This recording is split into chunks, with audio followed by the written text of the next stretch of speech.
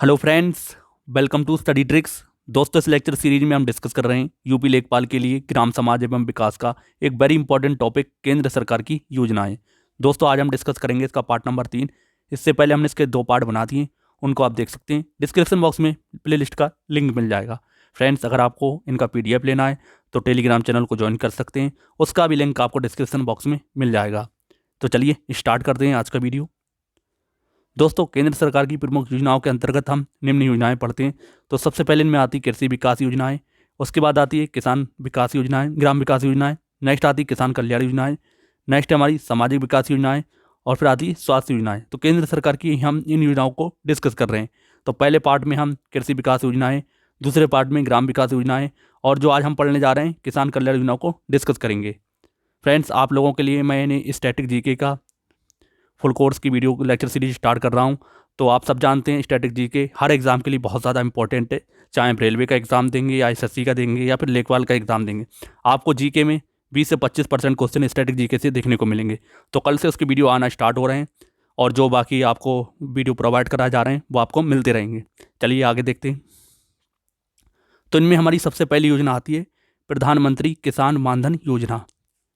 दोस्तों, प्रधानमंत्री किसान मानधन योजना, इसे हम शॉर्ट में कहेंगे PMKMY। तो आप इसे ध्यान रखेंगे। ये एक सरकारी योजना है जो वृद्धावस्था संरक्षण और लघु एवं सीमांत किसानों की सामाजिक सुरक्षा के लिए, यानी किसान जब बुजुर्ग हो जाएंगे तो उनमें ये योजना हेल्प करेगी। इसकी घोषणा 1 फरवरी 2019 को हुई थी। तो आप इसको ध्यान रखेंगे, कब हुई थी? 1 फरवरी 2019 को। अगला पॉइंट देखते हैं।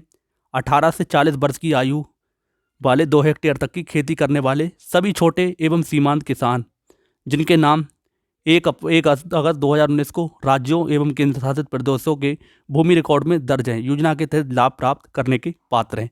तो आप ध्यान रखेंगे, इसके लिए जो एलिजिबिलिटी है 18 से 40 वर्ष का किसान होना चाहिए, और जिसके पास 2 हेक्टेयर तक की खेती करने के लिए की भूमि हो, और 1 अगस्त 2019 तक राज्यों और केंद्र शासित के प्रदेशों के भूमि रिकॉर्ड में नाम दर्ज हों, तो ही इस योजना के पात्र हो सकेंगे।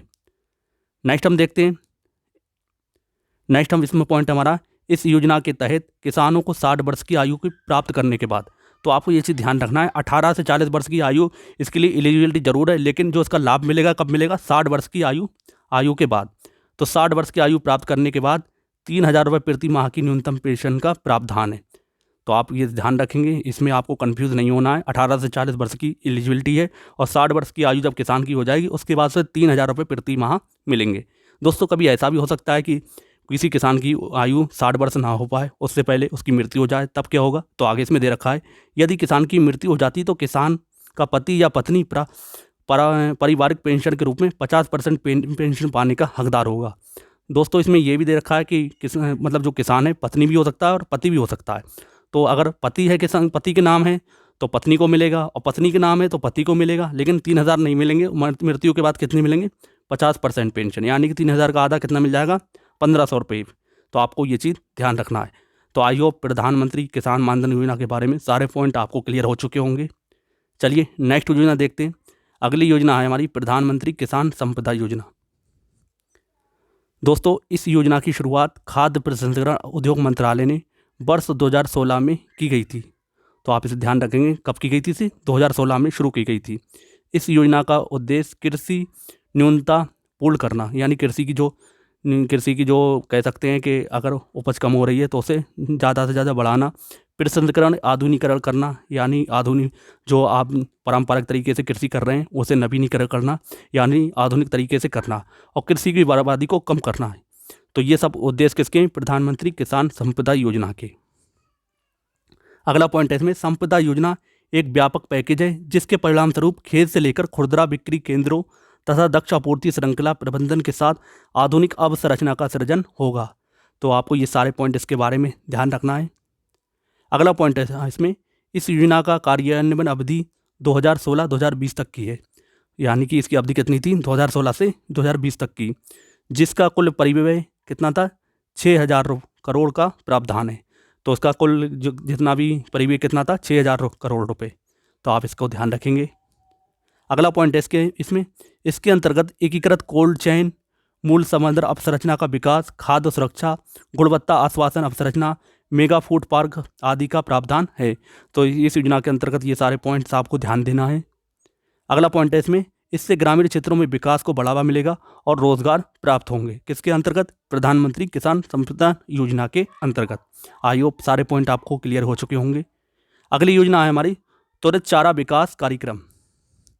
दोस्तों ये कार्यक्रम वर्ष 2011-12 में रुपये 300 करोड़ के प्रावधान के साथ शुरू किया गया था।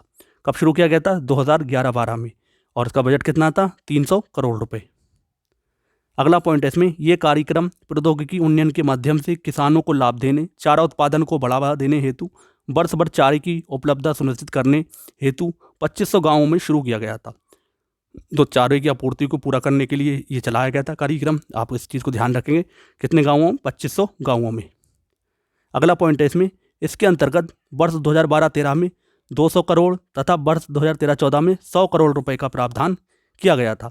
तो टोटल बजट कितना था? 300 करोड़। 2012-13 में 200 करोड़ और 2013-14 में 100 करोड़। तो ये पॉइंट आपको क्लियर हो चुका होगा। तो आपको ध्यान रखना है तुरंत चारा विकास कार्यक्रम के बारे में ये सारे पॉइंट्स। अगली योजना हमारी राष्ट्रीय बांस मिशन। दोस्तों इस मिशन की शुरुआत वर्ष 2006-07 में 27 राज्यों में की गई थी। कितने राज्यों में की गई थी? 27 राज्यों में। जिसका उद्देश्य बांस क्षेत्र में समग्र विकास को प्रोत्साहित करना और आवश्यकता अनुसार योजना बनाना था। तो इसके नाम से ही आप समझ सकते हैं तो बांसों के उत्पादन में मतलब विकास में प्रोत्साहन करना था। तो इसका मुख्य उद्देश्य था ये। अगला पॉइंट है, मिशन के तहत नर्सरियों की स्थापना की गई। ऊतक संवर्धन यानी टिश्यू कल्चर इकाइयों को बढ़ावा दिया गया। गुणवत्तापूर्ण पौधरोपण सामग्री की उपलब्धता को बढ़ावा दिया गया। तो आप ये भी ध्यान रखेंगे इसके बारे में।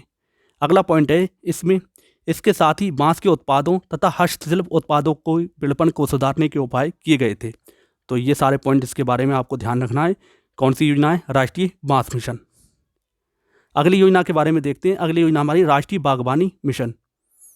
दोस्तों कृषि मंत्रालय अग्र और पश्च जुड़ाव सुनिश्चित करते हुए सभी पड़धारियों को सक्रिय भागीदारी के साथ वर्ष 2005-06 में बागवानी क्षेत्र के संपूर्ण विकास के लिए केंद्र प्रायोजित राष्ट्रीय बागवानी मिशन कार्यान्वयन कर रहा है। कब से कर रहा है? 2005-06 से।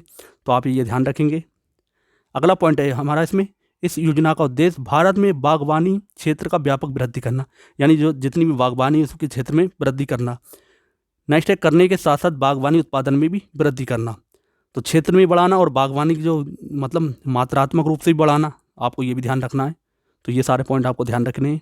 अगली योजना है कृषि आमदनी बीमा योजना। तो इसके बारे में देख लेते हैं। दोस्तों ये योजना भारत सरकार द्वारा 2003-04 में देश के 13 राज्यों में शुरू की गई थी। कौन सी योजना है? कृषि आमदनी बीमा योजना। अगला पॉइंट है हमारा, इस योजना का मुख्य उद्देश्य फसल उपज एवं बाजार मूल्य के उतार चढ़ाव की प्रतिकूल परिस्थितियों के कारण कृषकों को की आमदनी में होने वाली हानि को बीमा के माध्यम से कवर करना। तो कभी कभी ऐसा होता है कि किसान अपनी मतलब फसल को लेके जाते हैं और उसका मूल्य उसे सही तरीके से नहीं मिल पाता है और उन्हें हानि हो जाती है। तो उसके जो मूल्य थे उसे क्या करना, परिस्थितियों के अनुसार कवर करना था इस योजना के अंतर्गत। अगला पॉइंट है हमारा, ये योजना उत्तर प्रदेश राज्य के मथुरा, इटावा, कन्नौज और मिर्ज़ापुर जिलों में चल रही है। तो आपको ये चीज़ ध्यान रखना है। उत्तर प्रदेश के 4 जिलों में चल रही है। इन 4 जिलों के आप नाम ध्यान रखेंगे। अगली योजना हमारी किसान कॉल सेंटर। तो काफ़ी इंपॉर्टेंट है, आपने इसका नाम बहुत ज़्यादा सुना होगा। दोस्तों भारतीय कृषि मंत्रालय व केंद्र सरकार, तो आपको ध्यान रखना ये किस किसने शुरू की थी? एक तो केंद्र सरकार, वैसे हम केंद्र सरकार की योजनाएं पढ़ रहे हैं, लेकिन ये आपको ध्यान रखना है भारतीय कृषि मंत्रालय और केंद्र सरकार द्वारा इस योजना की शुरुआत 21 जनवरी 2004 को की गई थी। क्या नाम था इसका? किसान कॉल सेंटर। दोस्तों इस योजना का उद्देश्य टेलीफोन कॉल के माध्यम से कृषि संबंधी किसानों की तकनीकी समस्याओं का समाधान करना। तो टेलीफोन के लिए कॉल सेंटर मतलब बनाया था। आप कॉल करके किसान लोग इससे जानकारी ले सकते हैं किसी भी विषय में किसानी कृषि से संबंधित। तो उसके लिए एक टोल फ्री नंबर भी इन्होंने स्टार्ट किया था। आगे देखते हैं। इसमें किसान कृषि विभाग द्वारा टोल फ्री नंबर पर कॉल करके कृषि संबंधी समस्या का समाधान कर सकता है। तो आपको ये ध्यान रखना है, इसके लिए एक टोल फ्री नंबर स्टार्ट किया गया था। दोस्तों इस सेवा में किसानों का जवाब 22 भाषाओं में दिए जाते हैं। तो आप सब जानते हैं हर राज्य में अलग अलग भाषा बोली जाती है। तो जितनी भी संविधान की 22 भाषाएं, सभी में ये किसान कॉल सेंटर को सुविधा दी गई थी। किसी भी भाषा का आप इस्तेमाल करके किसान में कृषि संबंधी किसी भी जानकारी को ले सकते हैं। किसके द्वारा? किसान कॉल सेंटर के द्वारा। तो आपको ये सारे पॉइंट इसके बारे में ध्यान रखना है। अगला पॉइंट इसमें, देश का पहला किसान कॉल सेंटर, आपको ये ध्यान रखना है, मध्य प्रदेश के भोपाल में शुरू किया गया था। मध्य प्रदेश की राजधानी है भोपाल, यहाँ पर शुरू किया गया। तो आपसे एग्जाम में पूछ सकते हैं किसान कॉल सेंटर का जो पहला सेंटर कहाँ तक बना था, तो भोपाल में, मध्य प्रदेश की राजधानी के अंतर्गत। तो आपको ये सारे पॉइंट ध्यान रखना है। चलिए अगली योजना देखते हैं। अगली योजना है प्रायोगिक बीज फसल बीमा योजना। दोस्तों, भारत सरकार ने वर्ष 1999-2000 में रबी के मौसम में आंध्र प्रदेश, गुजरात, हरियाणा, कर्नाटक, मध्य प्रदेश, महाराष्ट्र, उड़ीसा, पंजाब, राजस्थान और उत्तर प्रदेश में संयुक्त रूप से प्रायोगिक बीज फसल बीमा योजना आरंभ की थी। तो आप ध्यान रखेंगे इतने राज्यों में ये शुरू की गई थी। कब शुरू की गई थी? 1999-2000 में। इस योजना का मुख्य उद्देश्य बीज प्रजनकों उत्पादकों की वित्तीय सुरक्षा प्रदान करना था। तो आपका इसको उद्देश्य को भी ध्यान रखेंगे। अगला पॉइंट है इसमें, इस योजना के अंतर्गत गेहूं, मक्का, ज्वार, बाजरा, चना, लाल चना, मूंगफली, सोयाबीन, सूरजमुखी एवं कपास के प्रजनक आधार और प्रमाणित बीजों को शामिल किया गया था। तो जैसा कि इसके नाम से ही स्पष्ट है, प्रायोगिक बीज फसल बीमा योजना, तो बीजों पर ही ज़्यादा ध्यान दिया गया था इस योजना के अंतर्गत। अगली योजना है प्रधानमंत्री किसान सम्मान निधि योजना। तो काफ़ी इंपॉर्टेंट योजना है, इसके बारे में भी आपने बहुत ज़्यादा सुना होगा। दोस्तों, भारत सरकार द्वारा देश के छोटे और सीमांत किसानों को प्रत्यक्षता आय संबंधी सहायता दिए जाने के प्रयोजनार्थ एक सुव्यवस्थित कार्य व्यवस्था कायम करने के लिए केंद्र से 100% सहायता के साथ प्रधानमंत्री किसान सम्मान निधि यानी पीएम किसान, इसे शॉर्ट में आपने सुना होगा, पीएम किसान नाम से ये योजना 24 फरवरी 2019 को शुरू की गई थी। तो आप ध्यान रखेंगे, इसकी डेट को आप ज़रूर ध्यान रखें, कब की शुरू की गई थी? 24 फरवरी 2019 को। अगला पॉइंट है इसमें, ये योजना छोटे और सीमांत किसानों को उनके निवेश और अन्य ज़रूरतों के लिए एक सुनिश्चित सहायता करने के लिए पूरक आय प्रदान करती है, जिससे उनकी उभरती ज़रूरतों तथा विशेष रूप से फसल चक्र के पश्चात संभावित आय प्राप्त होने से पूर्व होने वाले संभावित व्ययों की पूर्ति सुनिश्चित होती है। यानी कि ऐसा है कि अगर आय से किसी भी कृषि कर रहे हैं, कृषि के लिए किसी चीज़ की ज़रूरत पड़ रही है, तो किसानों की इसमें मदद करने के लिए इस योजना की शुरुआत की गई थी। तो इसके लिए पात्र लघु एवं सीमांत परिवार का एक ऐसा परिवार है जिसमें पति, पत्नी, अवयस्क बच्चे जिनकी आयु 18 वर्ष से कम है सम्मिलित थे। तो आपको ये ध्यान रखना है। तो इसके लिए जो एलिजिबिलिटी थी, तो उसे आप ध्यान रखेंगे। जिनके पास राज्य तथा केंद्र शासित प्रदेशों के भू अभिलेखों में सम्मिलित रूप से 2 हेक्टेयर तक की कृषि योग्य भूमि का स्वामित्व हो, यानी उनके नाम 2 हेक्टेयर तक की भूमि नाम हो, तो ही इस योजना के पात्र बन सकते हैं। तो आप ये सारे पॉइंट इसके बारे में ध्यान रखेंगे। अगली योजना देखते हैं, किसान क्रेडिट कार्ड योजना। दोस्तों, इस योजना की शुरुआत अगस्त 1998 में की गई थी। कब की गई थी? अगस्त 1998।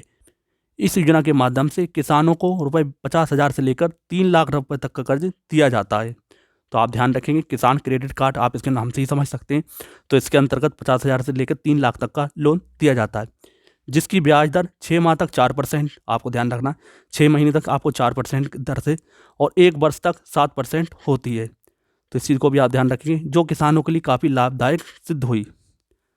तो ये सारे पॉइंट इसके बारे में आपको ध्यान रखना है। अगला पॉइंट है इसमें, किसान क्रेडिट कार्ड के माध्यम से किसान अपनी फसल का बीमा करवा सकते हैं, जिसमें किसी कारण फसल नष्ट होने पर उनको मुआवजा भी प्रदान किया जाता है। तो किसान क्रेडिट कार्ड के ही अंतर्गत अगर फसल का बीमा भी हो सकता है, मान लो बारिश हो गई या किसी और वजह से फसल नष्ट हो जाएगी, तो उसका मुआवजा भी किसान प्राप्त कर सकते हैं। किसके द्वारा? किसान क्रेडिट कार्ड योजना के द्वारा। अगला पॉइंट है इसमें, इसके अतिरिक्त किसान क्रेडिट कार्ड योजना के माध्यम से किसानों को व्यक्तिगत दुर्घटना बीमा कवर भी उपलब्ध कराया जाता है। तो इसी के अंतर्गत किसानों की फसलों का भी होता है और किसानों का खुद का भी हो जाता है। जिससे मान लो अगर किसी किसान की मृत्यु हो जाती है, तो उसे कितने मिलते हैं? 50,000 रुपये। कितने मिल जाएंगे? 50,000 रुपये उसके घर को वालों को मिल जाएंगे। और अगर विकलांगता हो जाती है, तो उसे 25,000 रुपये तक का बीमा कवर प्रदान किया जाएगा। तो आपको ये पॉइंट ध्यान रखना है। अगली योजना हमारी किसान कृषि उड़ान योजना। तो इसके बारे में देख लेते हैं। दोस्तों, वित्त मंत्री निर्मला सीतारमण द्वारा इसकी घोषणा की गई। इसके अंतर्गत किसानों को कृषि उत्पादों के परिवहन में सुविधा मिलेगी। तो किसानों के जो फसलों को बाजार तक ले जाना है, उसके लिए सुविधा प्रदान करेगी ये योजना। क्या नाम है? किसान कृषि उड़ान योजना। इसके लिए किसानों को फसलों को एक स्थान से दूसरे स्थान पर ले जाने के लिए विशेष हवाई यात्रा की सुविधा प्रदान की जाएगी। तो आप ये पॉइंट ध्यान रखेंगे इसके बारे में। अगला पॉइंट है, ये योजना किसानों के लिए संचालित 16 सूत्रीय योजना का एक हिस्सा है। तो 16 सूत्रीय कार्य योजना है उसका ही एक हिस्सा है। कौन सी? किसान कृषि उड़ान योजना। इससे किसान अपनी फसलों को कहीं भी बेच सकेंगे, जिससे उनकी आय में वृद्धि होगी। ये योजना किसानों की आय वर्ष 2022 तक दोगुना करने से संबंधित है। तो आपको ध्यान रखना है कौन सी योजना है? किसान कृषि उड़ान योजना। तो इसके बारे में ये पॉइंट ध्यान रखेंगे। अगली योजना है एग्री उड़ान योजना। तो अभी कौन सी थी? किसान कृषि उड़ान योजना। ये कौन सी है? एग्री उड़ान योजना। अब इसमें देख लेते हैं दोस्तों। ये पहल हैदराबाद स्थित भारतीय कृषि अनुसंधान परिषद की कृषि अनुसंधान प्रबंधक अकादमी द्वारा शुरू की गई। इस पहल का प्रमुख उद्देश्य है किसानों को बिजनेस स्किल्स से लैस करना तथा कृषि क्षेत्र में नए प्रयोगों और स्टार्टअप को बढ़ावा देना। तो आपको ये पॉइंट ध्यान देना है इसके बारे में। अगला पॉइंट है हमारा, इसके अंतर्गत ग्रामीण किसानों को कृषि तथा पशुपालन संबंधी ट्रेनिंग आधुनिक समय के अनुकूल दिए जाना है। यानी जो कृषि परंपरागत तरीके से हो रही है, पशुपालन का परंपरागत तरीके से हो रहा है, उसे क्या करना? आधुनिक समय के हिसाब से ट्रेनिंग देना था इस योजना का उद्देश्य। कौन सी? एग्री उड़ान योजना। तो आपको ये पॉइंट इसके बारे में ध्यान देना है।